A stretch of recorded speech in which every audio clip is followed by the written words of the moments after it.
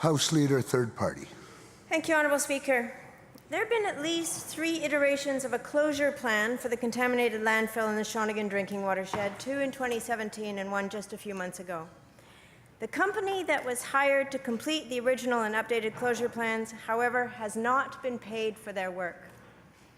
So what to do? Well, Honourable Speaker, it seems that there's a convenient change to the most recent closure plan. Now the plan is to import an additional 70,000 tonnes of soil to the site in order to generate the revenue to pay the company that provided the design for the closure plans. To be clear, Honourable Speaker, there's no need for this additional soil, as there's currently 100,000 tonnes of soil that our community was repeatedly and explicitly told was intended for remediation of this site. And also, to be clear, Honourable Speaker, our community will not rest until the contaminated soil has been removed. So essentially, it seems to appear that we have a situation where a company has devised a new closure plan so they can eventually get paid. My question through you is to the Minister of Environment. Does the Minister see a conflict of interest in this situation? Minister of the Environment and Climate Change Strategy.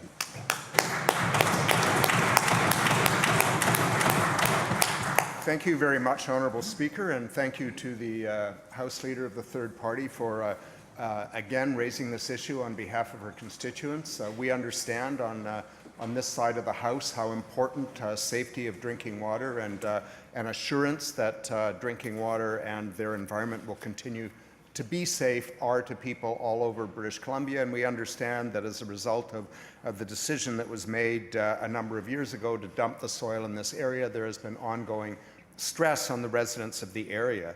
To the question that the member raises, we have met with her as well as with residents of the area on a number of occasions to go over information they've brought forward, information that we have had when we've had inspection reports and other studies. They have been posted in the interest of transparency.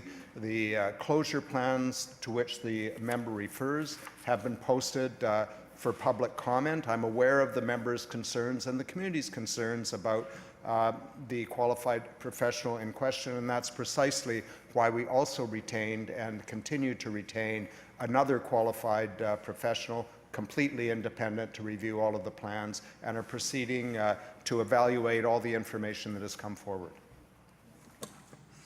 House Leader, third party on a supplemental. Thank you, Honourable Speaker. It is getting complicated to keep track of all the qualified professionals and which ones weren't paid at which time. But I'll help the Minister a little bit more on this. In his 2017 decision, BC Supreme Court Justice Sewell said that the conflict of interest at the centre of the case, the secret profit-sharing deal between the landfill owners and the original engineers, quote, struck at the heart of the Environmental Management Act, and that the withholding of information about Active Earth's equity position, quote, brought the integrity of the approval process and appeal into question. One of those qualified professionals continues to provide information on the site, but now we've got the new qualified professionals. Consultants like Active Earth are hired to provide expert advice. The recommendations they put forward are supposed to be based on the best available evidence and their expertise. They are not supposed to give advice that benefits them financially. That, Honourable Speaker, is a conflict of interest. I would suggest that the current landfill closure plan in front of the Minister contains a similar conflict.